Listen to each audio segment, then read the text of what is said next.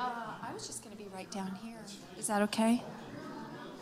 And if it doesn't, if we need to move, I think it might be on. I hear that.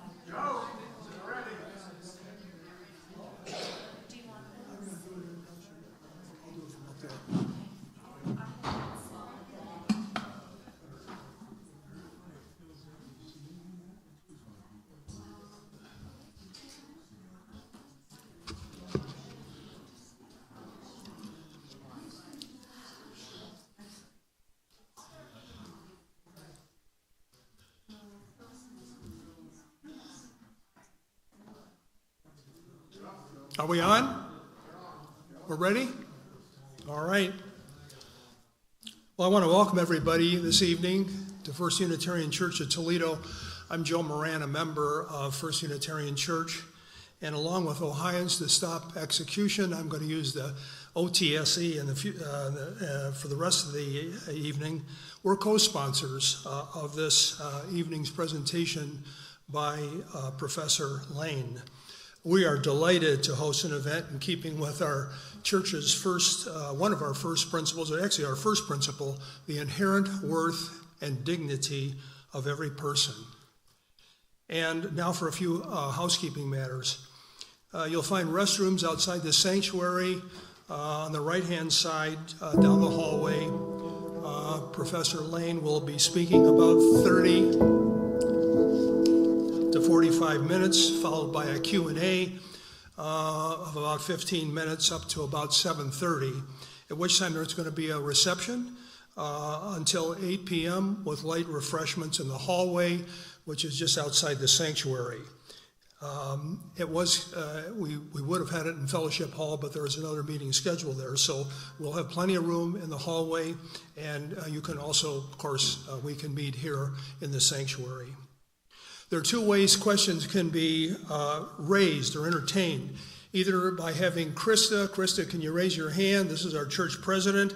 I was going to say she'll bring a microphone to you, but she's got a microphone. Her mouth is a microphone, right? She's a loudspeaker. And or you can have her, you can fill out an index card with a marker there, and then she'll bring it to Professor Lane or bring it to me, and I'll give it to the professor.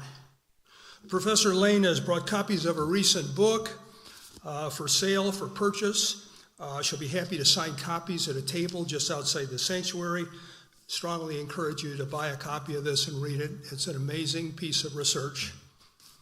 You'll also find an OTSE table with her literature and ways to get involved with anti-death penalty works and action steps such as writing letters to legislators. Now, I want to recognize a couple of individuals that have provided great support in organizing the event and great support, personal support to me. One is Ty Barnes at the very back, campaign organizer for OTSE. Ty, raise your hand. Thank you so much for all the work you put into this. And the other is Sue Carter. Sue Carter of the Ohio ACLU and the foundation board of OTSE has been also a valuable resource. She's one of my partners. We work together on a lot of these projects. I'm so thankful for Sue and all the work she does, and for her partner, Mike Ferner, who is another dynamic person in terms of social action and social justice. Sue, raise your hand if people didn't see you. I also want to thank Walter McGee and his tech crew at the very back for their assistance.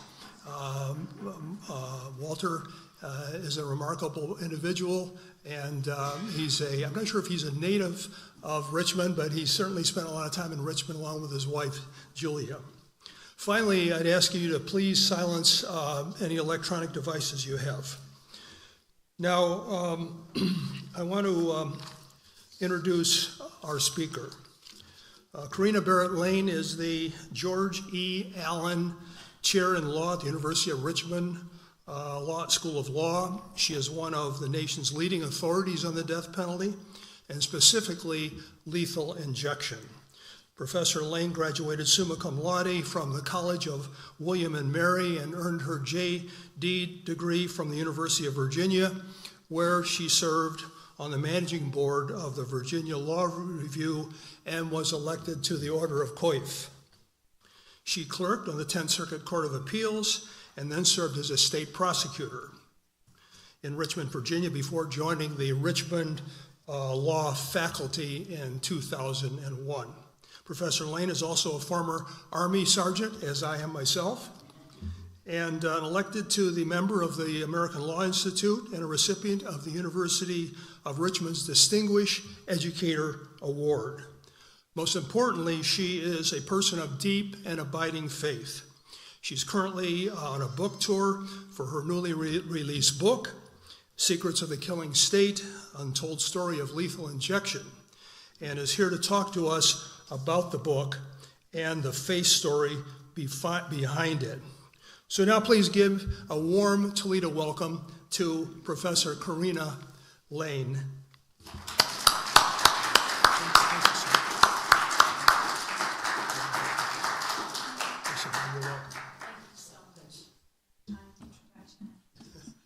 Can you hear me? Yes. All right. Joe, I just want to thank you for hosting me at this beautiful, beautiful space, and thank you all for coming, and thank you, that's not Julia. Okay, anyway, thank you. I'm looking at you, but thank you so much for everyone for coming. So I'm Karina Lane, and yep, I have this book. I'm a death penalty scholar, so I could talk about the death penalty and kind of what I thought I'd do in the 30, 45 minutes that I have is I first want to share with you how I came to write this book. And when I started this tour, that is what I have asked, is what I have sought after is, yes, I'm going to give these book talks, but is there a space where I can talk about the story behind the book and how I came to write this book? And so I'll do that. And then I thought I'd talk a little bit about the book because you're going to want to know a little bit about this book. State killing. And I thought, then I'll widen it out just a little bit and talk about the death penalty more largely. And I'll just tell you, two things. One, when we get to the question and answer, and I love that part because then I get to hear what's on your mind.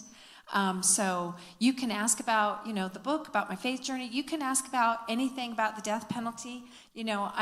Like I said, I don't know if I told you, I've been studying the death penalty for 18 years now. So I know a thing. So, I can talk to you about whatever you want to talk about and what's on your mind, not just the book. And the other thing is the thing I always forget. And so I'm saying it right now. And that is, if you're so moved, what I would ask for an action step is not only to get involved with OTC, the folks in the back, but can you commit to tell 5 people one thing that you learned tonight? Can you commit to tell 5 people? Because if you can tell 5 people, it's kind of a small ask, but when the word gets going and the conversations get started, that's how we make change. And so that'll be my personal ask. Okay, well, without further ado, I'll tell you first about how I got involved in this.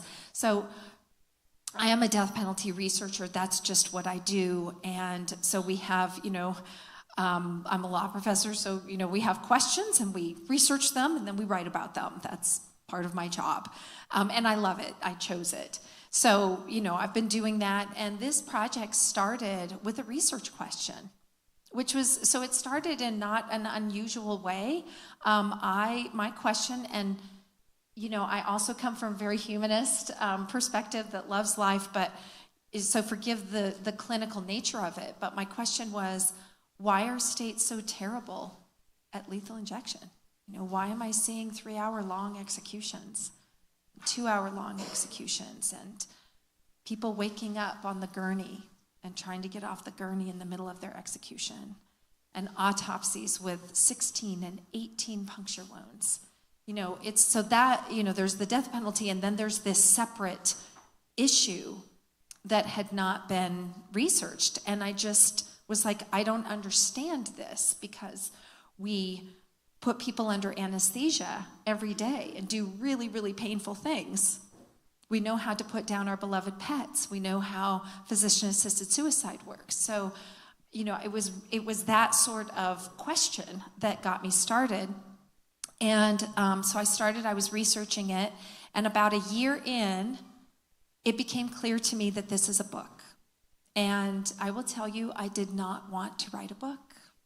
I did not. And I'm also a legal historian, and when I have two pretty deep veins of research. One is legal history and Supreme Court decision making. One is the death penalty. And when I get stuck on one, I just move over to the other, and it kind of works itself out, And so the piece I had been working on the legal history side was this constitutional law piece, and I was workshopping it, and faculties kept saying, there's a lot stuffed in here. It needs book-length treatment. And I so didn't want to write a book that I put that piece down. That thing's still down, just so you know. I got a 70-page paper out there with like 400 footnotes that is just sitting there because I did not want to write a book. So I put that down, moved to the death penalty area, and this is like, no, it's really big. It's going to be a book. So I set that down too.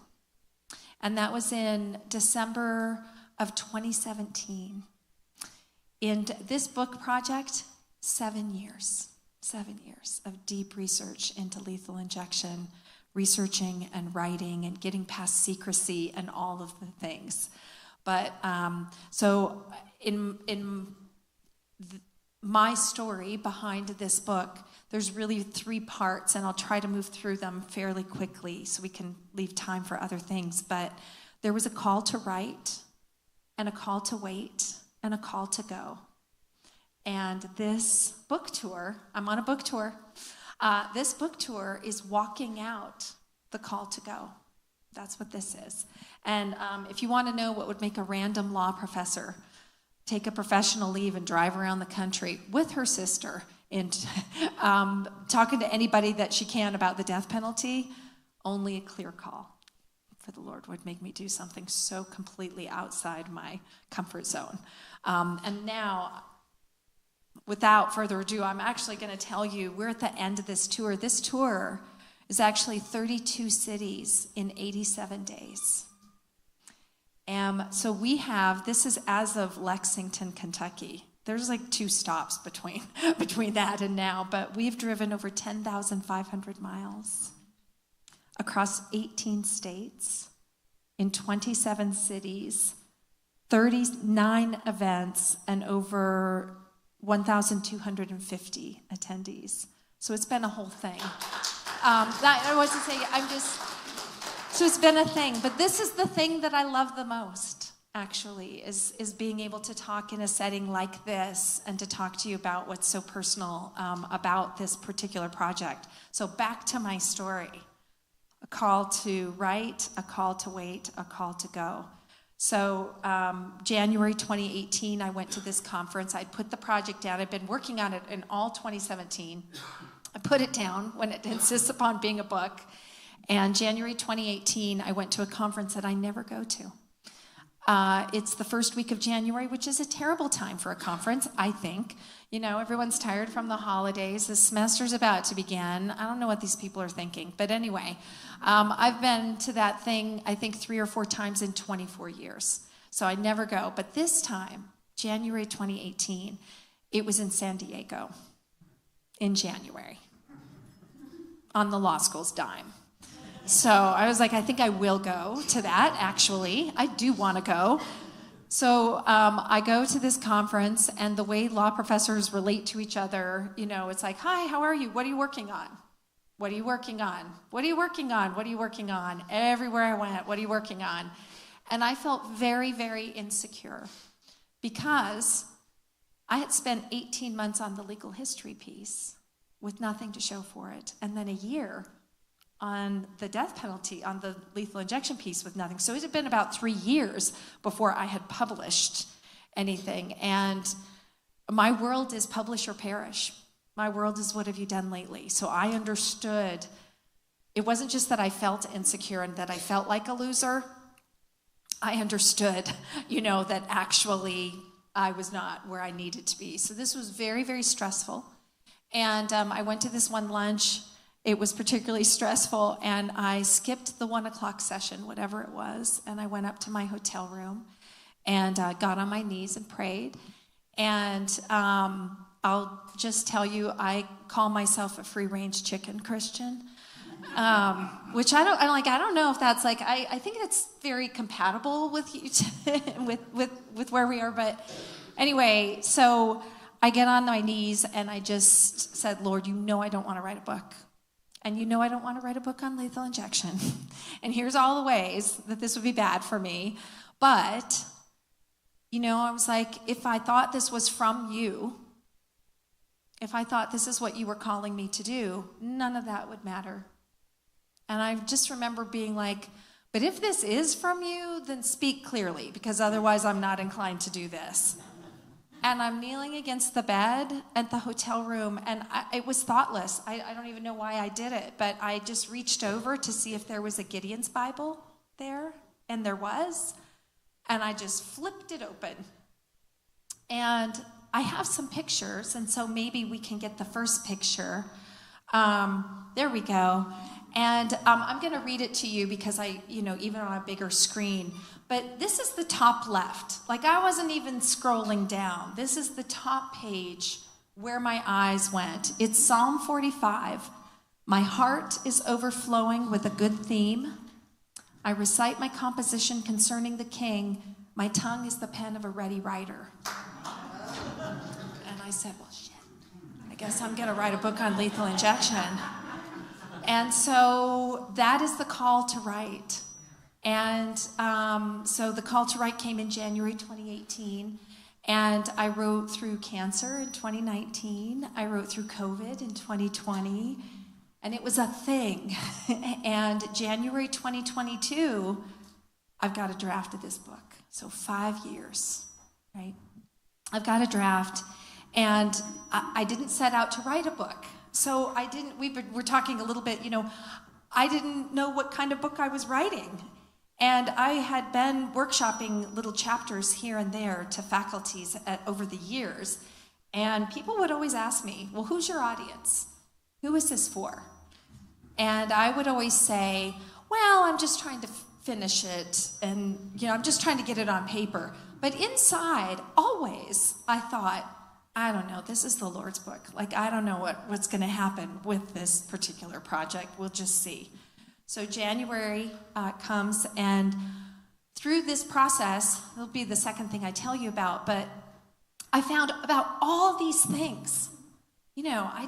I came across, they're breaking state laws and federal laws, and they're falsifying prescriptions and smuggling drugs across the border, and the DEA is seizing them. All of this stuff where I was like, what? How did I not know this? So I really wanted it to be for the public. And so I thought, all right, and I'm praying on it, and, there's no passage in the Bible where it's like Barnes & Noble book versus academic book, So I was just like, okay, let me see. And I knew that if it was going to be a book for the public, and I wanted what they call a trade press, like Random House or Norton, that you need an agent for that. So what are the chances of getting an agent?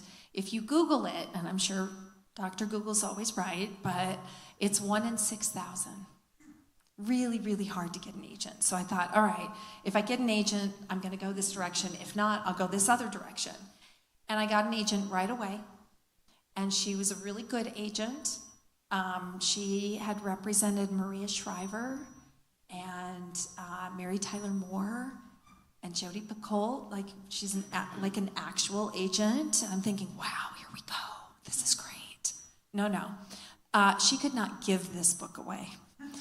I'm not kidding. She'd come from a big trade press, and so she was like, oh, I know all of the players. They're going to love you. And she sends it to all of the big presses, and one by one, they all said no. And then she said, well, that's all right. You would have gotten lost in a big press like Random House. There's some medium presses, great presses. It'll be perfect. One by one, they all said no. And then she said, well, that's all right. Small presses, they're going to love you, Karina. And so she sent it to the small presses, and one by one, they all said no. And at the end, there are this little group of social justice presses. So we should be talking about that, Joe, later. But a small group of social justice presses. And she said, well, clearly this is an abolitionist book. So, they're going to love this. Someone's going to take this, don't worry. And one by one, they all said no. And I've come to realize that most agents meet with their authors maybe every other month or at the end of a month, at the end of a month or something. And they say, well, here's who we've heard from. No themes are emerging, or there are themes. You should start rewriting in this way. Not mine. Mine just forwarded me the no's. And so I got them raw. There's no market for this. Hard no. Don't like the writing. There's no audience for this. It won't sell.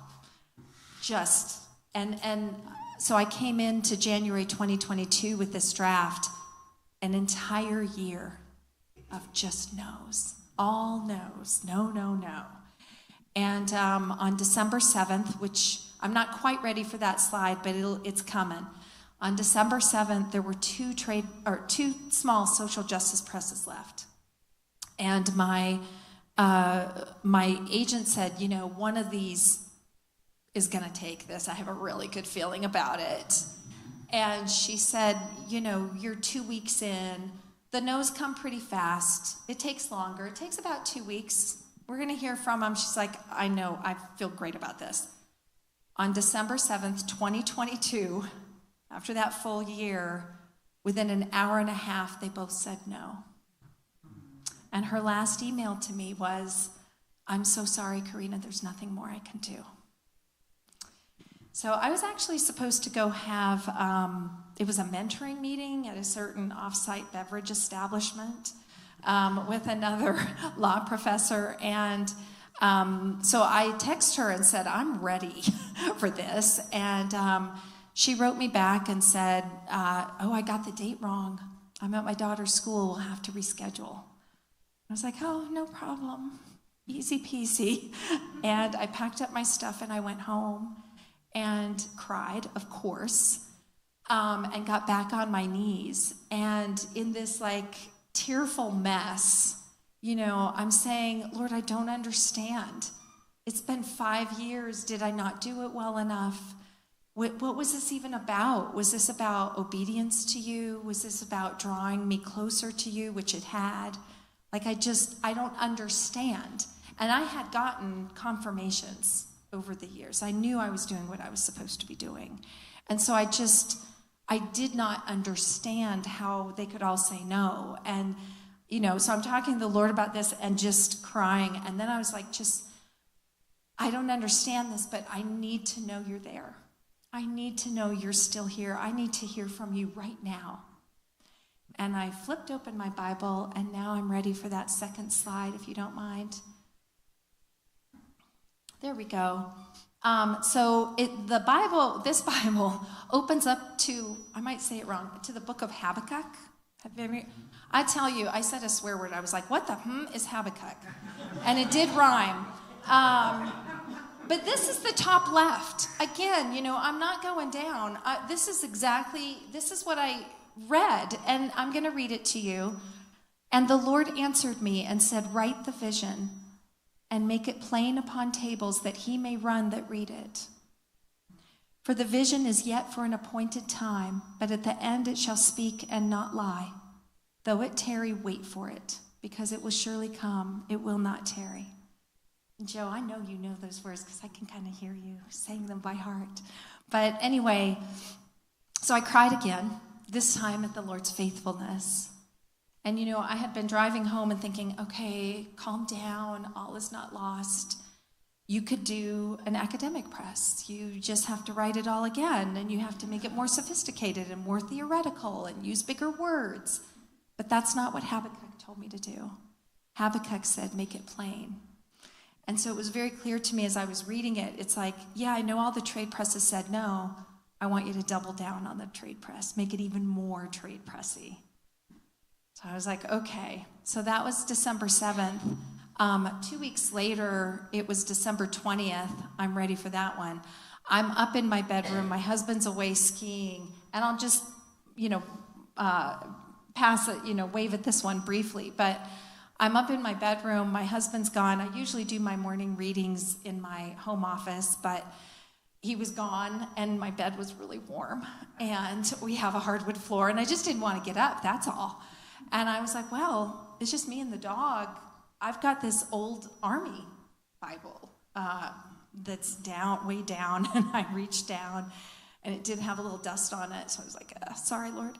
And I just flipped it open, which was my habit from that fateful day in January, and it opened to Habakkuk 2:3, different Bible. And by the way, Habakkuk, it's a 2-page book of the Bible.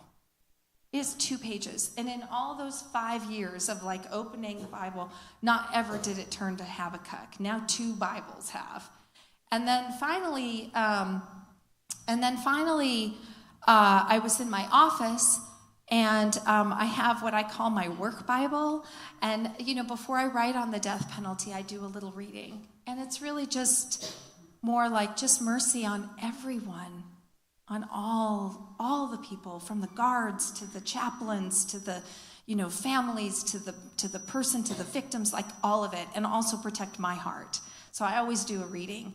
And on January 7th, if we're ready for that one, well, you could just skip to January to the next one.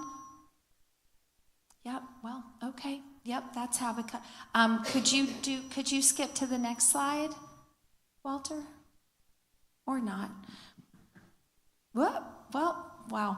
Okay. Anyway, bottom line is, if you the next slide would be great, but if it's a problem, then we. Okay.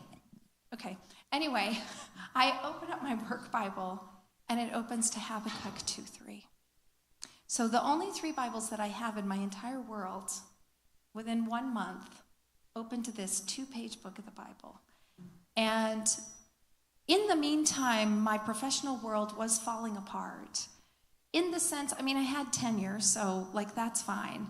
But my dean was like, you're not going to get any more research money for this. My faculty had stopped asking me, how's the book going? It was like that. But I had a word from Habakkuk. And the next thing, if we could turn to the next slide where it shows Stephanie E.K. This was in March or April. You could just leave it right there. It would be great. March or April, I was getting a pedicure. I have these daughters that got me hooked on pedicures, and then they went away. So now I'm doing it by myself. And it was a Sunday, and so I just Googled Waiting on God sermon, because that's the season I was in. And up comes Waiting on God. It's a sermon by a woman I've never heard of, Stephanie E.K. I just hit play. 16 minutes in, you can't necessarily see it, but 16 minutes in, she says, now we're going to turn to a little-known passage in the book of Habakkuk. And it's 2:3. So I had a very clear word, that is the call to wait. And now I'll just continue and say, fast forward to the end of May. And so this is now 2023. It's 16 months after I finished this manuscript that took 5 years. And I was giving a talk in Puerto Rico and went to get my badge for the conference. And there was a booth, I walked by what I call the gauntlet. It's all the little booths. And the NYU Press booth was there. And I had been told, well, NYU Press has a trade press line. But I had a word from Habakkuk, so I was waiting. I didn't look at anything. I was like, nope, I'm not doing a single thing. I am waiting. And but I walked by, and she's just sitting there. And so I said, excuse me, is it true that NYU Press has a trade press line? And she said, yeah, and I'm the one who does it. Really? You got a book? And I said, I do have a book, but I'm waiting. I'm not ready to submit. And she was like, that's okay. Tell me about your book. And so I told her about the book, and she said, do you mind if I ask, why did you write a book on lethal injection? And I told her, listen, I know you don't know me. I know this is weird, but I will go to my grave saying I was called to write that book. And I showed her the picture. It's all on my phone. And she said, oh, it's not weird at all. My mom's a Methodist minister. And 6 weeks later, I had a book contract with NUIU Press, right? In their trade press line. And I now look back and go, boy, I wanted that trade press because I wanted to reach the people. But the Lord threaded the needle, because what I really needed was the academic backing of a strong academic press with a good reputation to stand behind my research, to say, we've done reviews, we've looked at her research, it's tight. And yet, written for the public. And so that's where I ended up. That's that. I'll tell you one last thing. So I told you there was a call to write, a call to wait, and a call to go. So the call to go, as soon as I signed the contract with NYU Press, and now we're in the summer of 2023, the manuscript was due in January 2024, and a writing retreat in Rome basically fell upon me for free. It's also known as dog sitting for a friend's dogs. But I was talking to my dear girlfriend who was my law school roommate, and she's also godmother of my girls, so we're very close. And she works for one of the UN agencies and is headquartered in Rome. And she had to do this traveling. She didn't know what to do with these dogs, and they're trouble dogs. And I said, Katie, I'll be your dog sitter, and I'll do this writing retreat. I'll use it to finish the manuscript. So I'm in Rome living, it's like, who does that? Not me, but I did. For 5 weeks. Actually, 3 days after I got there, she WhatsApped me and said, Karina, I forgot. I have this woman, she's on salary with the UN, and I have to give her hours. Do you mind if she comes and cooks for you 3 days a week? I mean, I'm telling you, right? I'm just raining. And I'm like, let me pay her. She's like, no, she's on salary. I have to give her hours. I'm like, okay. So it was like this really a magical experience. Anyway, I get to the end. It's the week before I leave. And I realize I've worked on this manuscript. I've done the dogs. I didn't bother to go to the Vatican. And I'm not Catholic, but I was like, really? You're going to go back to Richmond, Virginia and say I lived in Rome for 5 weeks and I just didn't bother to go to the Sistine Chapel? And I was like, no, that's not going to be my story. So what are the chances I can get tickets to the Vatican? 0. Like in the next 5 days, none. But I did find a way to get into the Sistine Chapel. An overpriced ticket to a tour, which even then was not in English. I couldn't get it in English. But it was a tour to the Vatican Gardens and Sistine Chapel. So they won't let you in the Vatican Museum, but you walk the gardens and they'll let you in. Fine, great. Wasn't on my list, but I would love to walk the Vatican Gardens to get into the Sistine Chapel. So I didn't even get the little headphone things because I don't speak Italian, and it was in Italian. And so I put in my Jesus Jams playlist, and I'm walking in the Vatican. I'm in this small group. Her mouth is moving. People are listening to her. I'm just at the back. I'm just taking pictures of rose bushes and statues. And I go to take this picture of a fountain because it had little frogs on the side, and my husband's an environmental lawyer, and he has frog cufflinks. So I was like, okay, John will love this. But I'm walking through talking to the Lord about the call to write the book and the call to wait and Habakkuk and this thing that came upon me and meeting the woman from NYU Press. So I'm just like in awe and talking to the Lord about it. And I go to take a picture, and Walter, can you do the picture of the fountain? And there it is. I don't know if you can see this, but a white dove photobombed my picture. Look at that. It's crazy. And I could not have taken that picture. I just want you to know I'm terrible at taking pictures. You can ask Mandy. But anyway, so, that happened. And then I'll just tell you one last thing. I feel like I've taken way too much time already. But at the end, the book comes out in April. And I had some invitations at other schools. Everybody knew I was writing this book. And so I thought about it and was like, oh, wait. I have invitations at UNC and Duke and South Carolina and in Atlanta and Tallahassee and Alabama. And I'm like, I think I could drive this thing. So then I was like, all right, I'm going to need to take a leave, which I did. And then I thought, well, then I could talk to people, like not just academics, but other people. And to do that, you need to get a publicist. So I got a publicist. And, she sent the estimate of what this would run. And I called my husband, who said, well, he said, you have a new nickname, Professor Moneyhole. That's what he calls me, affectionately. But anyway, he's like, we can do it. Here's how we're going to do it. And I got back on my knees and said, Lord, I'm a yes. I've been a yes. I am still a yes. But, here's what this is going to require. And I remember praying, like, they're going to be mean to me. They were never mean to me. But I was like, they're going to be mean to me. There were J6ers that had just been, pardoned. I'm like, I could be in danger. I was not in danger, but I didn't know that. And I was like, I don't know that I can change a single thing. Not a single thing.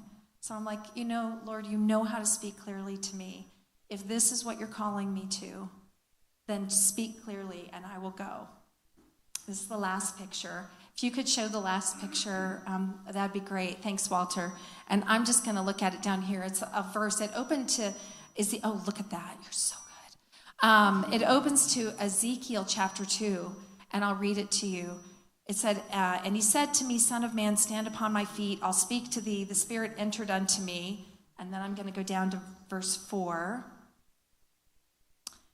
For they are impudent children and stiff-hearted. I do send thee unto them. And thou shalt say to them, Thus saith the Lord God. If you could keep going down, that'd be great. And they, whether they will hear or whether they will forbear, for they are a rebellious house. Yet they shall know there's been a prophet among them. I am not a prophet, but I am a girl with a testimony. This is kind of close. And thou, son of man, be not afraid of them. Neither be afraid of their words, though briars and thorns be with thee. Be not afraid of their words, nor dismayed at their looks. They're a rebellious house. Can you scroll down just a little more? And thou shalt speak my words to them, whether they will hear or whether they will forbear, for they are most rebellious. One more time, thanks. 8 and 9. But thou, son of man, hear what I say unto thee. Be not rebellious like that rebellious house. Open thy mouth, eat what I give thee. And when I looked, behold, a hand was sent unto me, and lo, the roll of a book was therein. Okay, that's the testimony. But, I needed to share this. And so I just want to thank you for listening. I know you came to listen to a book talk. Now I'm going to turn to the book talk. But this is very important to me. To share what happened to me and why this happened.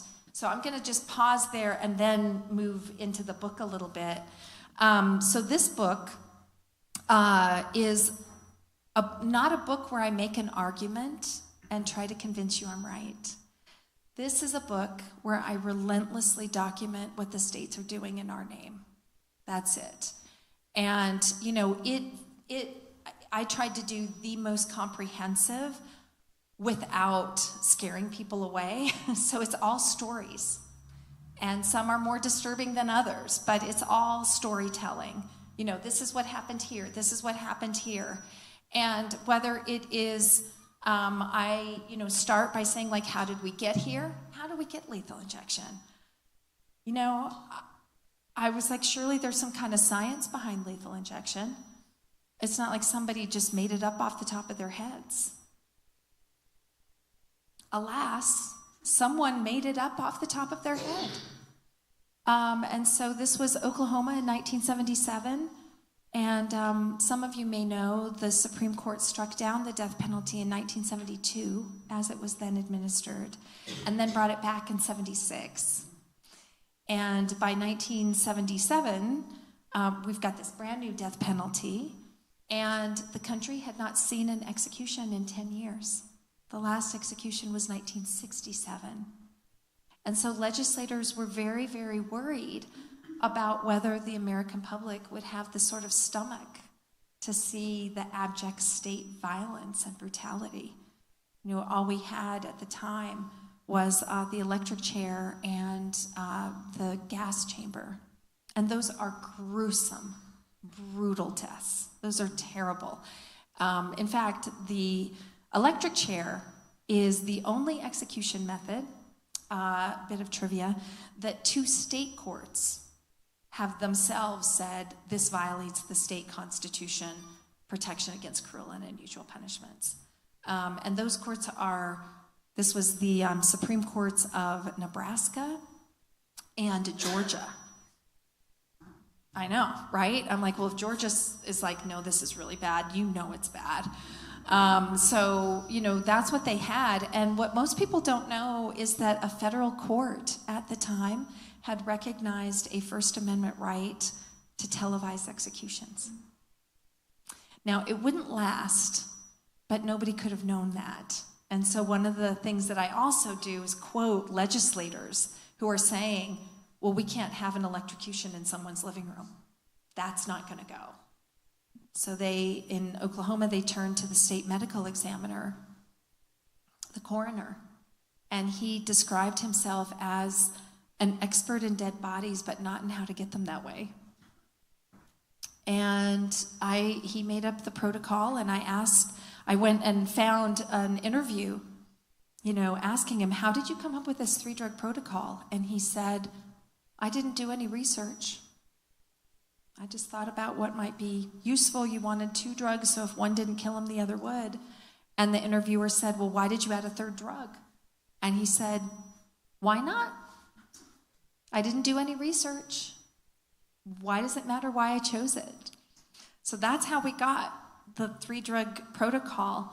I'm happy to talk to you more about the protocols, but I will tell you in Ohio, and I'm so proud of Ohio, there's very few heroes in the story that I tell, but your governor is one of the heroes, to be honest. He'd be even more heroic if he ended the death penalty.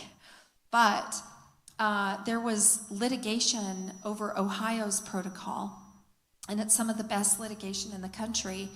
Ohio was using this drug, midazolam, which is Versed. Some of you might know of it, Versed. The anesthesiologist called Versed a martini in a syringe. It'll relax you. It's also an amnesiac, but it is not an anesthetic. It is not an anesthetic. And they were using it as the anesthetic. So the 3-drug protocol that Chapman made up, this coroner, was supposed to be an anesthetic, and then a paralytic, and then this other drug, potassium chloride, which is basically road salt. And it is used in minuscule amounts to regulate heart functions, teeny. It has therapeutic uses. Sometimes it's used, are you okay? Yeah, it's okay. I was just like,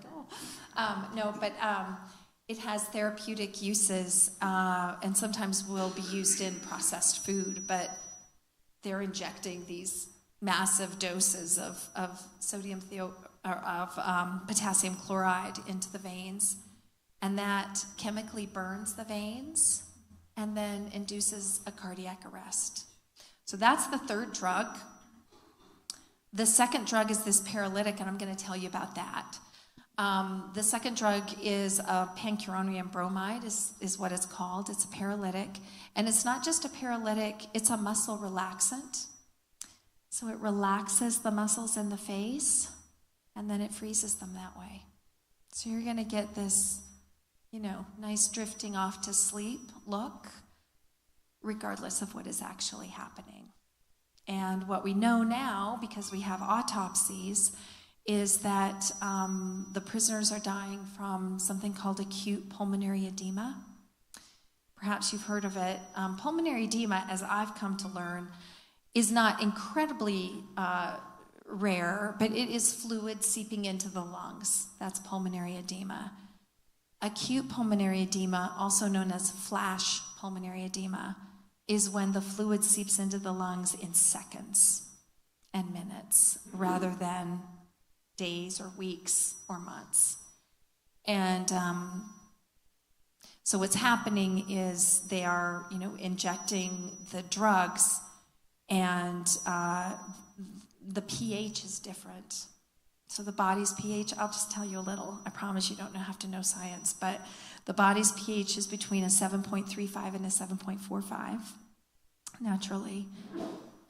These barbiturates that they've used are highly alkaline, their base, and their pH is between a 10 and 11. And then midazolam, which Ohio was using, is highly acidic, and its pH is between a 2 and a 3. And what's happening is, normally the body does a really good job of buffering the difference in the pH. They have to buffer it so that they can actually use these drugs. The body can process it. But usually you don't have this massive overdose.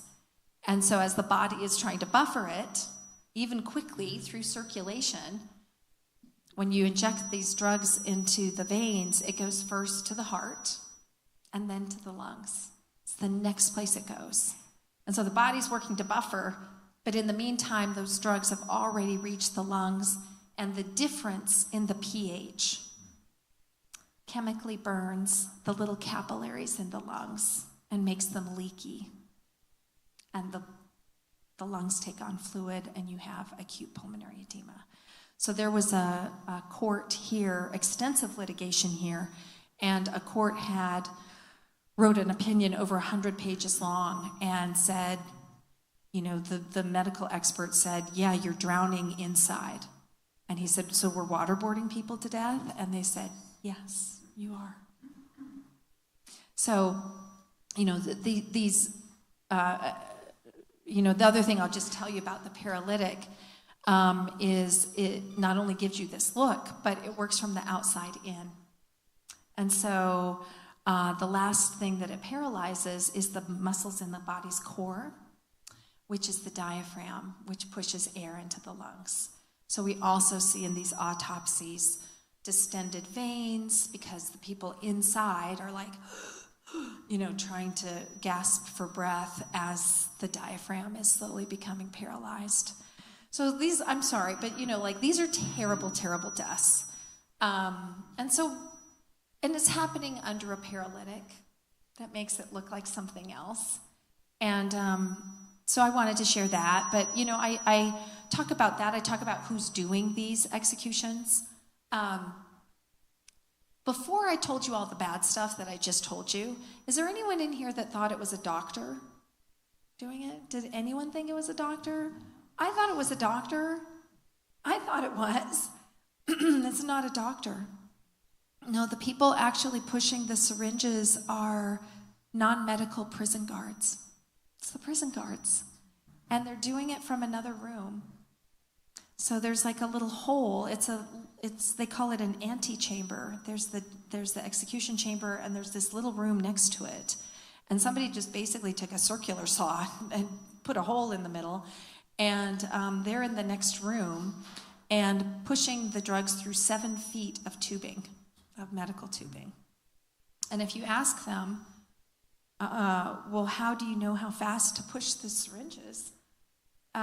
They will say, as they did in Bays versus Rees in the first big lethal injection case, they said, well, we just do it by feel. And the medical professionals are saying, there is no feel. Through 7 feet of tubing in another room, there is no feel. And so that's some of the explanation. I mean, these are the sorts of things that I was finding when I'm saying, why is this so, why are they just terrible at this? And these are all of the reasons. So I talk about that, and it's all covered by secrecy. And so there's that's a serious problem. And the states can't get the drugs, and they can't get the medical professionals, and they can't get access to the veins. These people, this is a geriatric population with a documented history of poor health. A lot of them are former IV drug users. And to be perfectly honest, I'm not for state killing, and it's not my job to tell the state how to kill for sure, nor would I take that on. But if it were the last possible way I would ever think of is injecting a massive bolus overdose by a bunch of prison guards into a population that has notoriously weak veins. It's just, it's just a terrible idea. So I think the last thing I'll say on this point is my research question changed from why are states so bad at this to somewhere in those 7 years to like, why are states sticking with lethal injection? What is it about lethal injection? And it goes back to your comments actually at the beginning, Joe. And maybe this is a good place for me to pause. But, I've come to think lethal injection just does one thing well. Only one. And that is, it hides what the death penalty is. With lethal injection, we don't have to see the sight of blood. Like with the firing squad, we don't have to see or smell the sickly smell of burning flesh. That's the electric chair.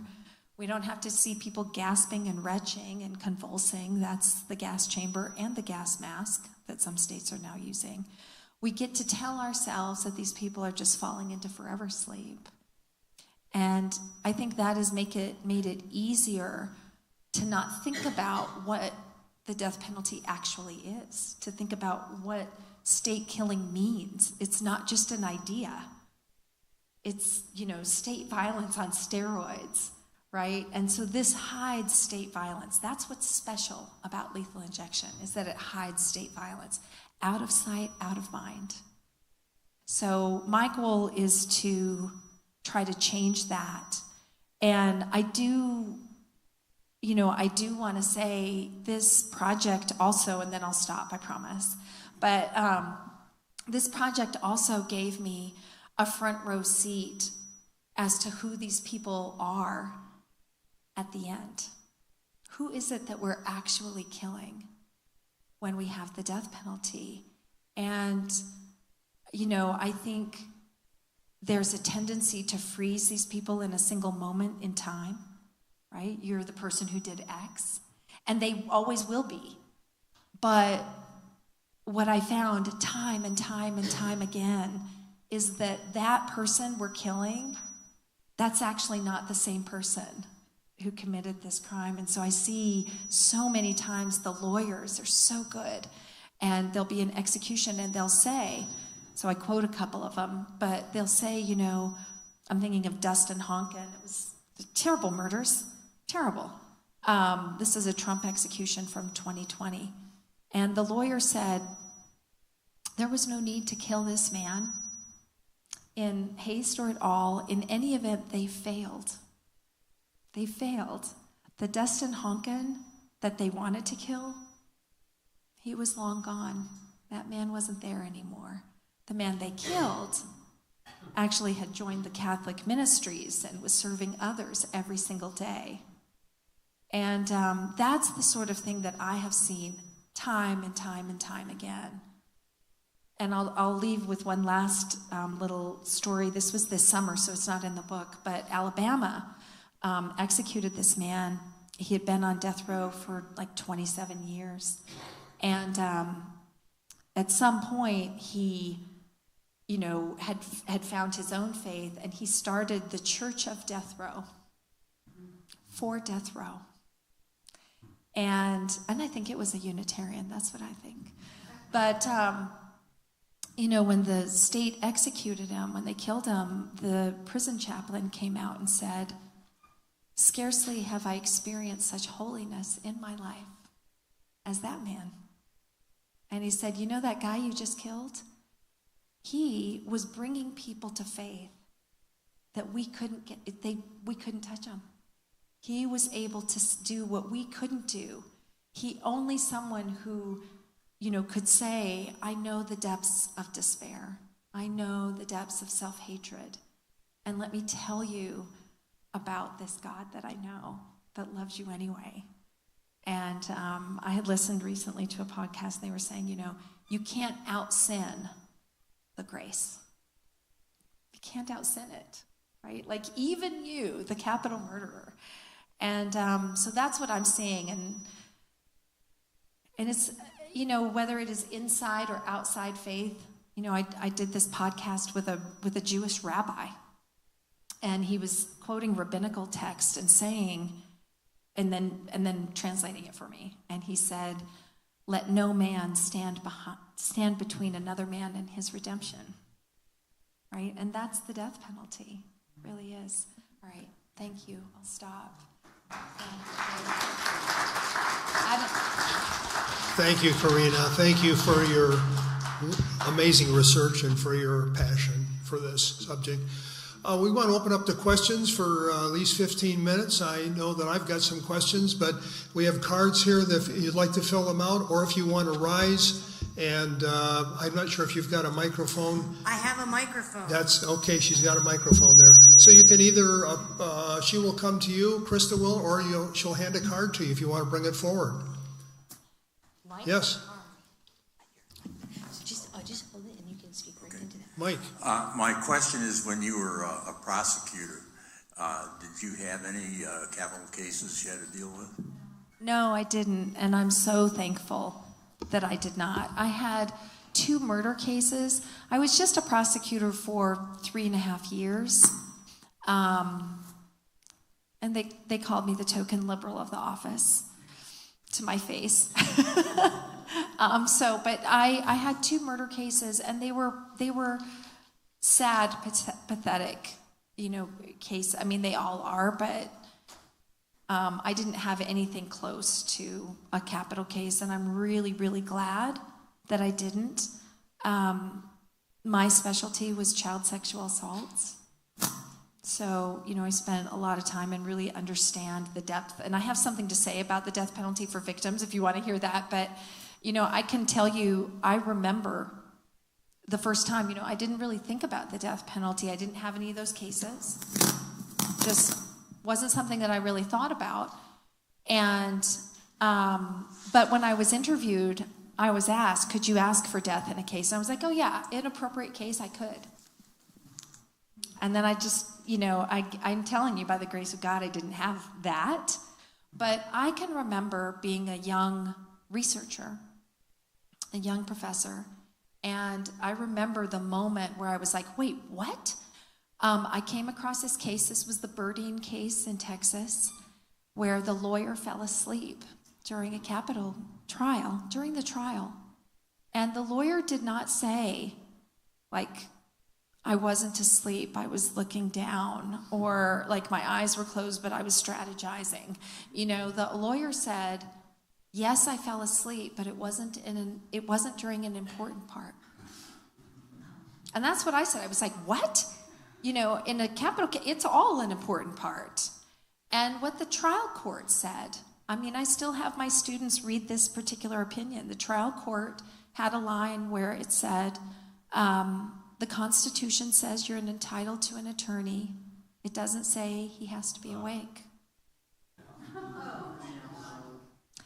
And in that moment, a light came on, and I thought, I think, maybe I'm late to the party. Maybe, others had, a more inherent sense or more thoughtful than I was. But I thought, I think even for death penalty supporters, I'd like to think that there's a set of assumptions that come to that. I would like to think that good people on both sides of the aisle would say, oh, right, if you're going to kill someone, you can't have sleeping lawyers. You can't have drunk lawyers. You can't have grossly incompetent lawyers. You can't have prosecutors hiding evidence. And it's, so I feel that in my 18 years of studying the death penalty, I had all of these assumptions, underbaked assumptions, and none of those were true. Not a single one of them. And so my own work, maybe redemptive work, is to come out as a former prosecutor and say, all right, y'all need to know, But yeah, it's a good question. And there are 2 behind you too, just so you know. Well, no, because we're recording. I'm there. Hold that down. It's a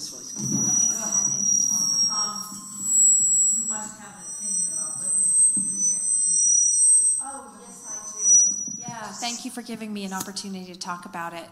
I talk about it in the book, I document it. So, you know, the executioners, and again, this is something where this is part of my personal growth. I've been studying the death penalty all of these years, and it wasn't until I started studying executions that I was like, oh my gosh, wait, you know, what about this, and what about this, and what about this? And executions are where the death penalty rubber hits the road. That's where it's really playing out. So these executioners that I document, you know, what they say is, they say, listen, by the time a death warrant comes down, we've been living with this person for 10, 20, 30 years. Mississippi executed a guy on death row for 50 years this summer. Right? I'm like, you might as well have just gone and grabbed someone from the street, right? He's nowhere near, like, he's not that person at all. But they say, yeah, you know, we've been living with them. We know that they could be safely housed for the rest of their lives. We've gotten to know them as human beings. We know that they're not the same person. And then an execution warrant comes down and we have to kill them. And you can't expect that there will not be an effect from that. And so I document depression, divorce, suicidal thoughts, alcoholism, substance abuse, all kinds of things. And the family members. It's not just the executioners, it's also the family members. So I quote some family members that said, you know, we never had a great relationship with our dad, thought he suffered from depression. Our entire time he was always withdrawn, wasn't really available. He died and they found out he was the executioner, right? And they were just like, oh, no wonder he was so dark and sullen and didn't have joy. And, you know, and so it's like it goes beyond even that. And then there's this one, and I think this is important to recognize. There's this one that I quote, an executioner who says, yeah, it was really, really terrible at first, really traumatic at first. But now it ain't no different than getting a beer out of the fridge. And so I think that question is so important because I want to say to executing states, tell me which of these is okay. Which of these is okay with you?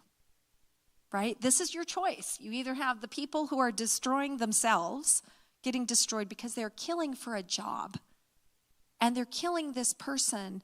You know, I'm like, it's like we're killing someone who killed, probably, we should talk about actual innocence, but, you know, probably, but is no longer a killer. But then who are we creating when we ask someone to kill for their job, right? And it's either going to destroy them or they're going to detach, and it's like, congratulations, you just created a cold-hearted killer, right? And so I think that's a very important question, and it goes hand in hand in my mind with the effects on the victims. You know, a lot of times I think death penalty supporters, I've been asked this as I've traveled around, what about the victims? Did you hear from any of the victims? You haven't talked to them, have you? And actually I have. But you know, one implication, one consequence of the fact that people do change over time is that they're not the same person. And, you know, these death penalty cases, they take about 2 decades. I think the average time from death sentence to execution is 20 years now, might be 21. And I'll tell you, I will defend that time till I'll go, that's the hill I'll die on. You can't even use these, you know, these little idioms anymore, but I will defend that all day long because, you know, we now have over 200 people that have been exonerated for death row. And by the way, this is the modern era, we've had slightly over 1,600 executions across the country. So from 1976 to now, it's like, I don't know, 1,630 or something. And 201, maybe 202 exonerations. And so when you do the math, for every 8 people we execute, there is one person that we admit, oh, sorry about that, we got it totally wrong. 8-1. That is I'm just like, that is indefensible. That, that's not even 10-1. And the National Academy of Sciences did a study, and peer-reviewed at the highest level, and they said, this is a conservative estimate. We estimate 4.1% of all people on death row right now are factually innocent. That's 1 in 25. It's 1 in 25. And of course, the problem is they're all saying, well, it was me, right? We don't know who they are. But 1 in 25 sitting there on death row right now. But I'm just like 1 in 8, right? So it takes time to find those. And then also, I think an important data point is that anywhere from half to 2/3 of all death sentences are reversed on appeal. So I just came out of Indiana. Their reversal rate, 70%. 70%. And by the way, the top 2 reasons nationally for this high reversal rate, prosecutorial misconduct and ineffective assistance of counsel. So again, I'm like, those are not technicalities. Those are not misplaced paper clips. Those are serious errors that I need to believe that good people on both sides of the aisle would be like, oh yeah, we can't, like, no.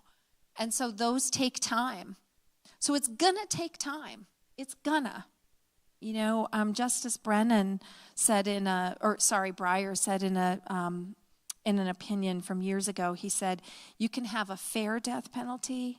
I don't think you can, but anyway, you can have a fair death penalty or you can have a fast death penalty. You cannot have both. You cannot. It takes time. So it's going to take a couple decades. And if we were really honest with the victims, I'm actually going to write a law review article about this. I'm so mad about it. But, the victims are told, these victims' families are told, it'll give you closure, right? If we were really honest, what we would say is, you just lost this most important person in your life, and now we're going to take at least 2 decades of your life. You will not move on. Your whole family, your life will revolve around this case. You will be tethered to it for decades. And chances are 50 to 65, 70% that it will be for nothing because that death sentence is going to get reversed. And so it will just be dragging you along.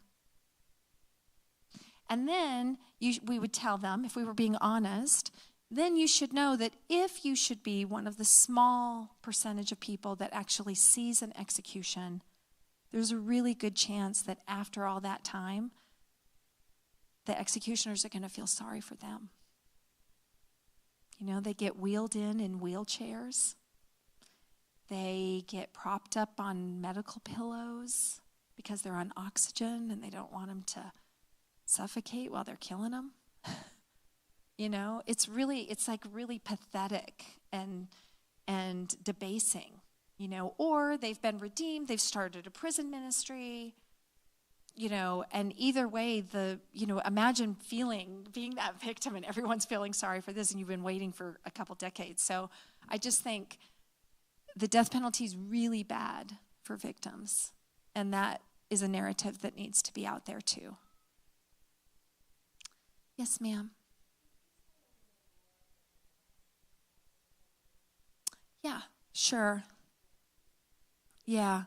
Well, okay, so thank you. So there were 2 things that happened that Ohio's governor stepped in. The reason why Ohio has not had any executions, it might have been since 2020, maybe it was 2022, I can't remember, but it's been years, is because of your governor. So there was this litigation, I told you about it, where the lawyers did an amazing job showing, nope, here's the autopsies, acute pulmonary edema. Here's the world's expert on midazolam. They got that guy to show up. He had done the earliest trials that got midazolam FDA approval, so nobody knew more than he did. And he was like, no, they're awake. No, they can feel it. No, this is torturous. So they actually established that these are torturous deaths. And the way the law is, if you want me to tell you a little bit about Supreme Court cases, I can tell you that. I could do it like simply, but I'll just tell you now. The way the law is that you not only have to show a torturous death, but you have to provide the state with a feasible alternative way to kill you. So I call this the suicide clause, because to make this claim, you have to say, but you can kill me this way. And so in the Ohio litigation, he had shown the torturous death, but he had not, to the courts, he had not really shown the alternative. He just didn't do that. And so the court actually said, I'm not comfortable with this. I'm finding this is a torturous execution. And the judge even said, you would think under the Constitution that would be enough. But under the Supreme Court's interpretation, it is not. There's this other little thing that you have to do, and you didn't do it. And so and he said, this does not make the court comfortable, but I have to deny the claim. When he did that, your governor stepped in, and I quote him. He said, we're not going to have a torturous death under my watch. So he stopped it. There was another thing that happened that he also stopped it for that reason. And this is the drug companies have not wanted to sell their drugs for lethal injection. And so this has caused, it's the longest chapter of the book. It's my favorite, but it's called the drug supplier saga. So it's just like goes on. And then they did this, and then they did this, and then they did this. But one of the things that the states have done is make straw purchases. So all of these big pharma producers have contractual provisions saying, we're not going to sell you our drug unless you agree you're not going to kill people with it. We didn't make the drug for that. We've gotten sued when there's been a botched execution. We've had $50 million divested in us when our drugs are used in an execution, right? So it's not just about corporate core values, which one might be like, I don't know. It's also like they have a financial interest in not having their drugs used. So they've put all of these, they've adopted a costly system of tracking their drugs. And by the way, who do you think is paying for that? Yeah, it's you. But anyway, they've put these very, tight controls. And so what Ohio was caught doing, the Ohio Department of Corrections sent an email to the Ohio, it's like Department of Health and Human Services or Veterans Affairs and Substance Abuse Services, I can't remember, but sent an email to them, whether it's Health and Human Services or not. It's over the Veterans Affairs, it's over substance abuse, it's over all of these things. And in this email, they said, this was the director of the Department of Corrections writing to his counterpart in this other department. And he said, when you buy the drugs, do not tell them it's for us. And do not tell them what we're going to do with them, because there's a contract on there and they won't sell it to us. So what happened is that email got leaked, right? And I think it was through a FOIA request. I saw it in the paper.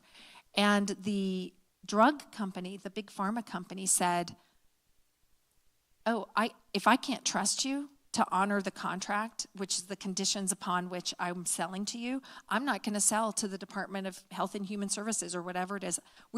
This company, Merrick, we're just not going to sell to you anymore. And your governor issued a statement and said, yeah, let's put a pause on lethal injection, because the drugs that are required, he said, just the process of acquiring them could put tens of thousands of innocent Ohioans at risk of not getting the drugs they need. So in both of those ways, he, has stepped up. I sure would like to see him sign an abolition bill before he leaves, but I don't know, that that's going to happen. You want me to talk about that?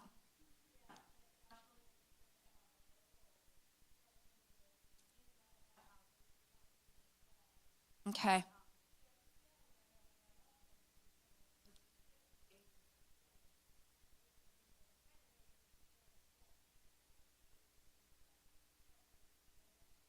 Hard, right? Mm-hmm.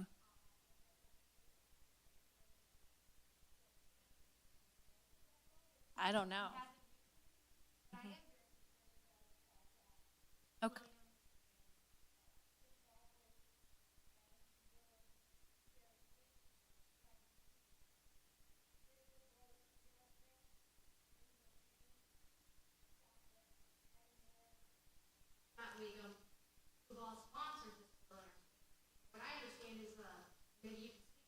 I can.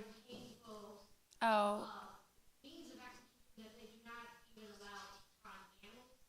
Oh, no, it is absolutely prohibited. Let's make that the last question, Okay. so we can continue the discussion outside in the hallway. Okay. And I will tell you that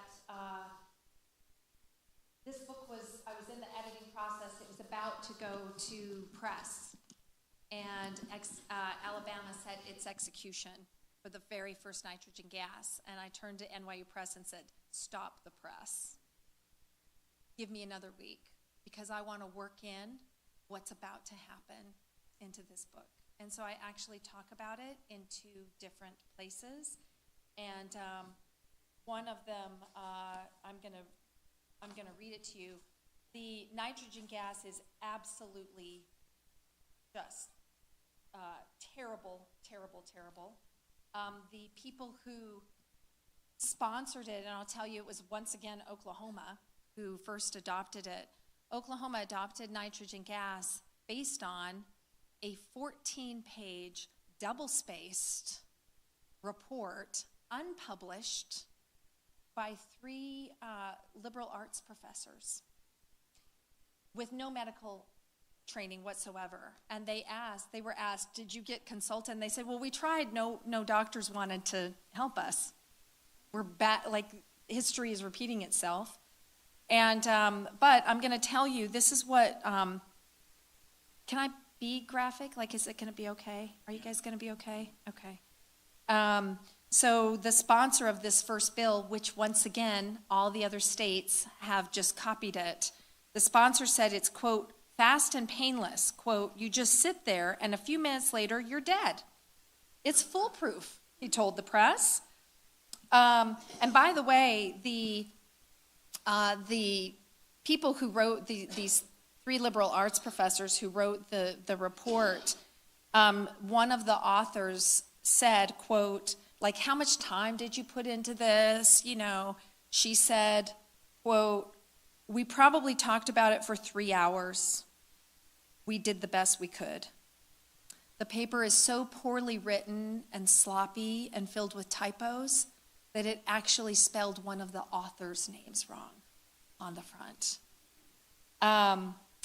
So they have the first execution, and the state attorney general said, and this is in the briefing, this is what they told a court, the state's method will rapidly lower the oxygen level in the mask, ensuring unconsciousness in seconds. This is, quote, the most painless and humane method of execution known to man. In all likelihood, hypoxia will cause unconsciousness in a matter of seconds, rendering the prisoner unable to feel pain. And by the way, I don't call it hypoxia. They're trying to call it hypoxia because they don't want to say the word gas. They are gassing people to death. So I'm like, it's nitrogen gas. I'm not using your word. I'm not, pussyfooting around with this. So in this first execution, which I documented, this was Kenny Smith, and it took him 22 minutes to die, and he writhed on the gurney in absolute, just torturous pain for at least 4 minutes. Here's what, he had a spiritual advisor with him inside the chamber, and here's what his spiritual advisor said, quote, I want to make something perfectly clear. Anyone who claims this was anything short of torture is not just mistaken, they are a dangerous liar. He said, Kenny was shaking the entire gurney. I had never seen anything more violent. spider veins webbed in every direction. I kept wondering if his bulging eyeballs were going to shoot right through. Saliva, mucus, other substances shot out of his mouth.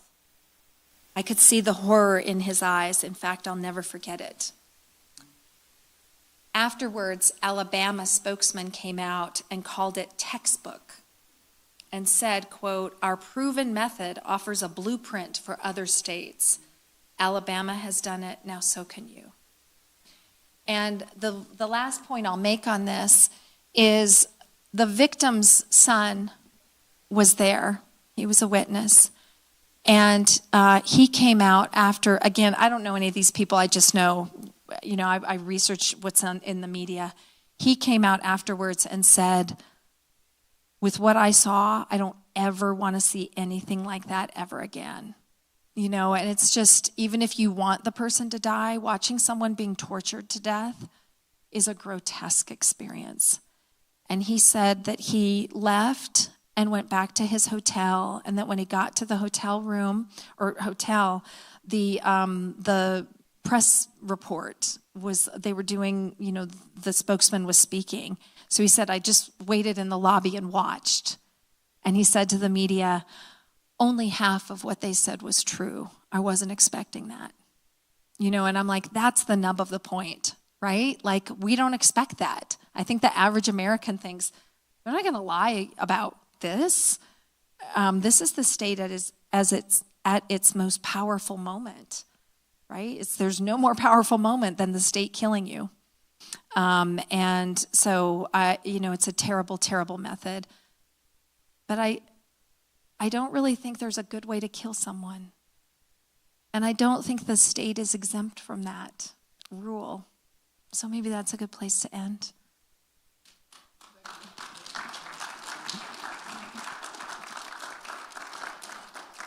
And I'm happy to, I'm chatty, you can tell. I'm happy to talk as long as you want, in our reception and stuff. So, if you have more that you want to talk about, I know we didn't get everyone's questions. I'm happy to do that. Thank you. Marina, on behalf of the Unitarian Church and OTSA, we want to give you this little token of appreciation. Now, we in Toledo, and maybe you in Virginia, know about the show called MASH. It was well, okay, so Jamie Farr, and he put us kind of on the map. So what is in here are some just jars of goodies, pickles, and so on from Tony Pacco's restaurant, and we hope you'll enjoy them. And again, thank you so much for coming. Thank you very much. Appreciate it. Yeah, thank you so much. Thank you. And now please join us, folks, for reception. We have some goodies, cookies, and coffee, and juice, and so on, and also a book signing by the author. So please join us. We also have a table out there with OTSE literature and ways you can get involved on a local level individually to help put, I like to say, let's execute the death penalty. Yeah. All right. Thank you so much. Thank you for being here.